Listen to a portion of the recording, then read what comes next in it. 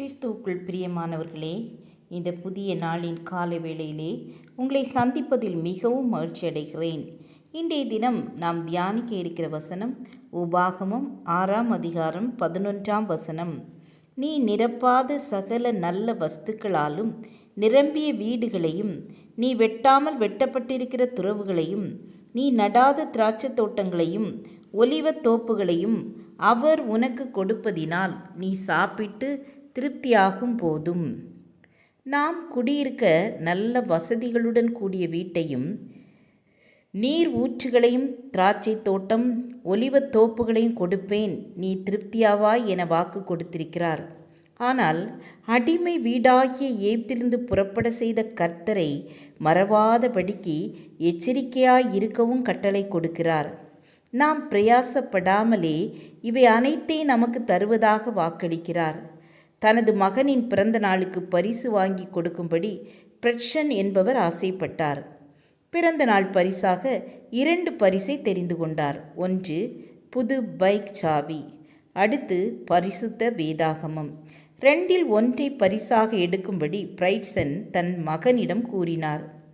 ஏற்கனவே விலையுயர்ந்த பைக் ஒன்று அவனுக்கு இருப்பதால், அப்பா, கார் சாவி தந்தால் எனக்கு நன்றாக இருந்திருக்கும் என்றான்.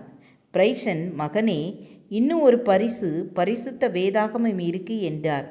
அப்பா, எனக்கு ஒரு வேதாகமம் இருக்கு, எனவே இந்த பைக் சாவி எடுத்துக்கொள்கிறேன். எனக்கு 2 பைக் இருந்தால் நல்லது என்றான். தகப்பனோ, நீ வேண்டாம் என கூறிய வேதாகமத்தை நான் எடுத்துக்கொள்கிறேன் என்று கூறி அதனை திறக்க அதனுள் விலையுயர்ந்த காரின் சாவி இருந்தது. அதனை கண்ட அவரது மகன் தன்னுடைய தவறை நினைத்து மனம் வருந்தினான்.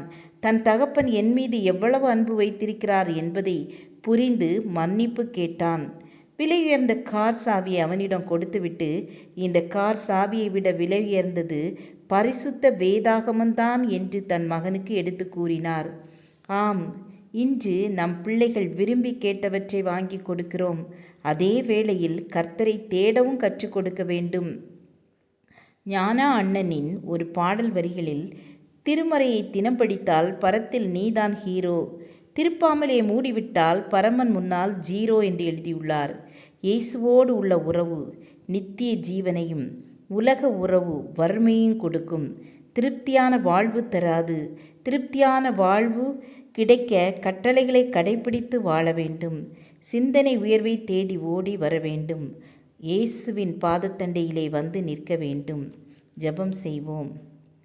எங்களை நேசிக்கிறதான அன்பின் பிதாவே, உம்முடைய வேதத்தை நேசித்து திருப்தியான வாழ்வை பெற, உம்மை நேசிக்க எங்கள் ஒவ்வொருவருக்கும் பலன் தாருங்க.